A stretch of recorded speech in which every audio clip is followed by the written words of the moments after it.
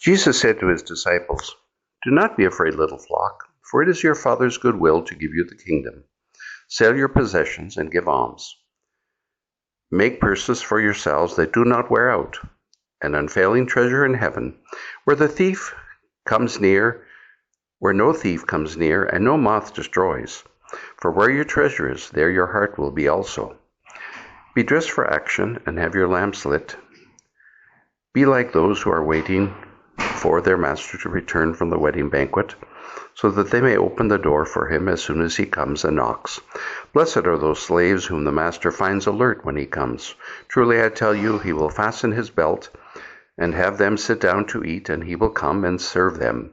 If he comes during the middle of the night or near dawn and finds them so, blessed are those slaves.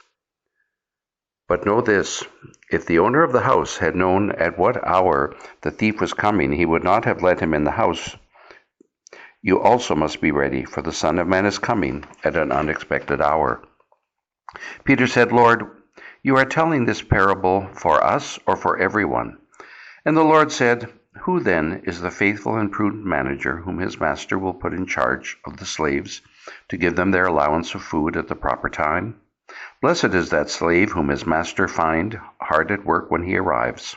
Truly I tell you, he will put that one in charge of all his possessions. But if that slave says to himself, 'My master is delayed in coming,' and if he begins to beat the other slaves, men and women, and to eat and drink and get drunk, the master of that slave will come on a day that he does not expect him, and at an hour that he does not know, and he will cut him to pieces and put him with the unfaithful. That slave who knew what his master wanted but did not prepare himself to do what was wanted will receive a severe beating. But the one who did not know and did what deserved a beating will receive a light beating.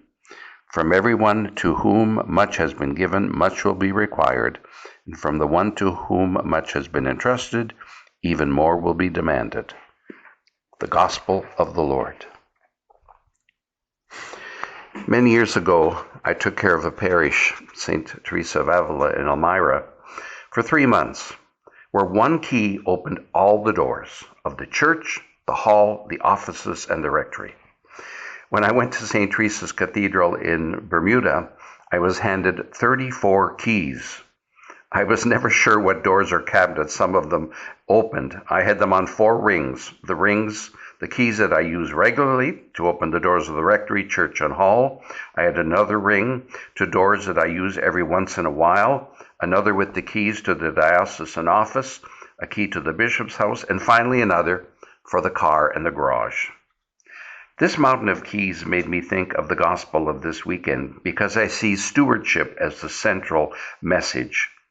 What made me think of the situation of my keys is that one of the models of a steward is the person entrusted with the keys, entrusted with the care of the property and the goods, but the person is not the owner. The property or the goods are not his or hers, but they are only the custodian for a time.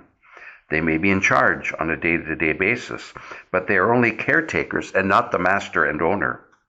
Jesus introduces the parable of the unwise and selfish steward who did not take seriously this responsibility towards the master, nor towards the people and the things that he has entrusted to him.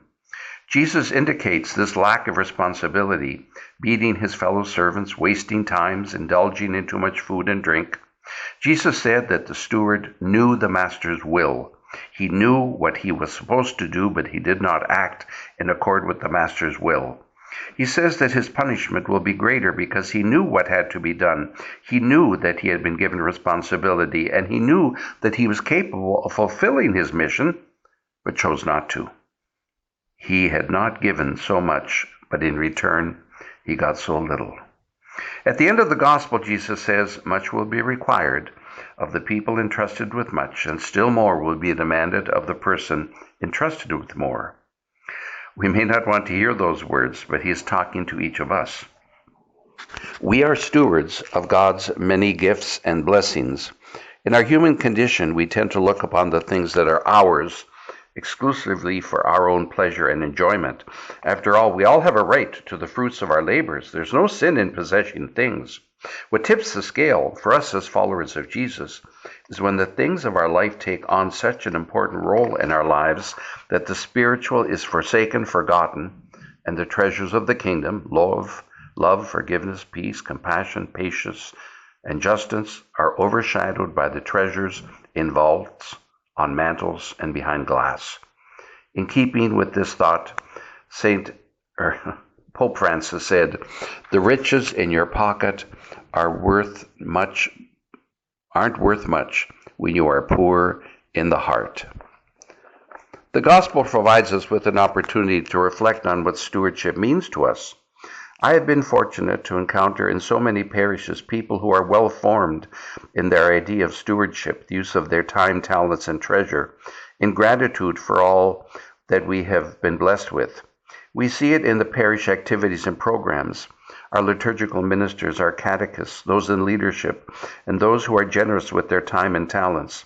We see it in public when people do volunteer work and a multitude of services, and particularly those who outreach to the poor and disadvantaged. We see it in the financial contributions of so many parishioners to our own parish needs, of the diocese, and of the universal church. These are all based on choices that we make to be good stewards of what has been entrusted to us. We should give ourselves a pat on the back, but at the same time, we need to continue to challenge ourselves to interiorize more and more the call to faithful discipleship of what God has given us. Jesus tells the disciples, "Do not be afraid."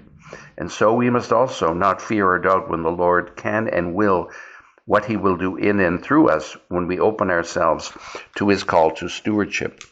We should continue to look for ways to do more in our parish, in our church, and in our wider community. Naturally, this giving should be with joy, not seen as an obligation or a duty, but as a response in gratitude for God's graces and blessings. St. Teresa of Avila said, "From frowning saints, good Lord, deliver us." Our generous stewardship should be filled with joyful giving. Just like we all have our keys to our own world and domain, so too we have our own responsibility as stewards. Indeed, we have each been blessed and gifted so much and have been entrusted with so much. The Lord expects great things of us. Being his faithful and faith-filled stewards, let us show where our heart is.